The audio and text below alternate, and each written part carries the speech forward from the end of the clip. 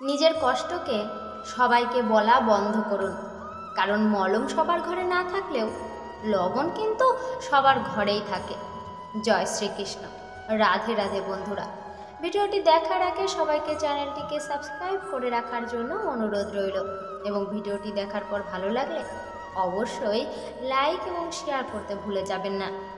যারা আপনাকে আঘাত করবে তাদের ওপর প্রতিশোধ নেওয়ার চেষ্টা করো না, বরং খুব খুব খুশি থাকুন নিজের জীবনে, আর মন খুলে হাসতে থাকুন তাদের সামনে।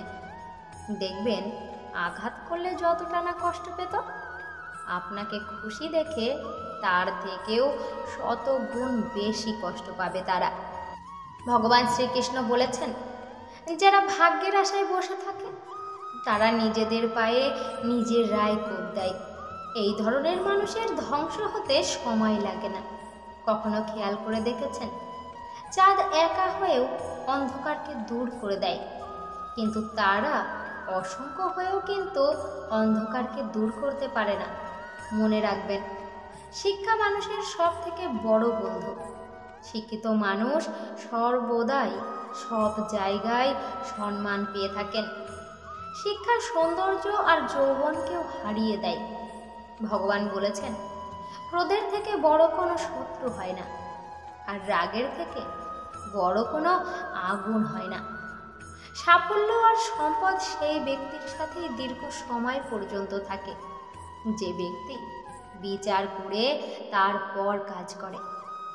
ভগবান কখনো মাটি বা পাথরের মূর্তিতে নয়। ভগবান থাকেন আমাদের মনে, আমাদের বিচারে, আমাদের ব্যবহারে, আমাদের চিন্তা ভাবনায়। যে ব্যক্তি মানুষ ও সমস্ত প্রাণীর জন্য মনে ভালোবাসা রাখেন, নিশ্চিত তিনিই ধার্মিক।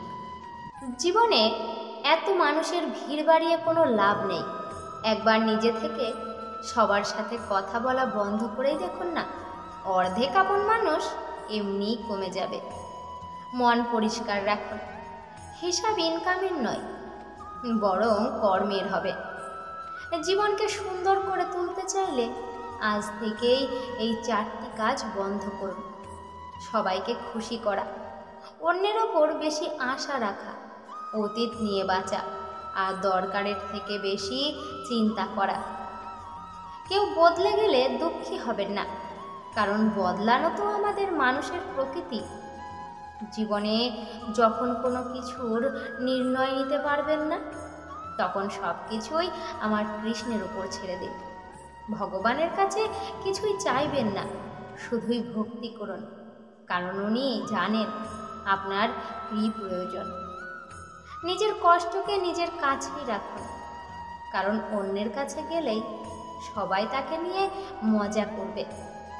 দুনিয়া আপনাকে নিয়ে কি ভাবছে, কি বলছে, তাতে কোনো যায় আসে না, কারণ আপনি তো জানেন আপনি কেমন। এই দুনিয়াতে কেউ কারো আপন নয়। সবাই বলে মা বাবা আপন, অনেকে বলেন মা বাবা নিঃস্বার্থ। যদি তাই হতো, তবে যে ছেলে মা বাবাকে ভালো খেতে পড়তে দিতে পারে, শুধু তার নামই কেন তাদের মুখে থাকে? যে কম পয়সা কামায় তার নাম তো হয় না।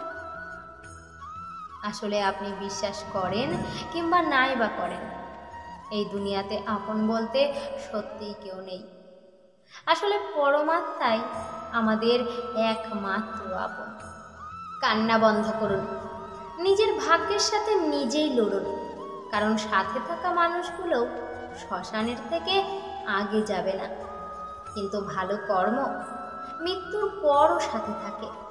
মানুষ জন্ম থেকে মৃত্যু পর্যন্ত কিছু না কিছু শিখতেই থাকে, কিন্তু যদি সে বড়দের সম্মান করা, অন্যকে মাফ করা এবং সবার প্রেম দেওয়া না শেখে, তবে মনে রেখো সে কিছুই শেখেনি।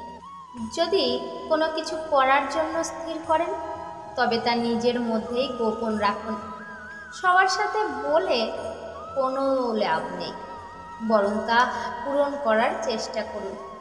সেই ধরনের মানুষকে এড়িয়ে চলুন, যারা আপনার সামনে মিষ্টি মিষ্টি কথা বললেও পিছনে আপনার সর্বনাশ করে। যদি জ্ঞান চান, তবে সুখকে ত্যাগ করতে হবে। আর যদি সুখ চান তবে কোনোদিনই আপনি জ্ঞানী হতে পারবেন না। জ্ঞানকে যদি আপনি ব্যবহারই না করেন তবে সেই জ্ঞান বৃথা। আজকের মতো ভিডিওটি এই পর্যন্তই। দেখা হচ্ছে পরের ভিডিওতে। ততক্ষণ সবাই খুব ভালো থাকুন, সুস্থ থাকুন। ধন্যবাদ।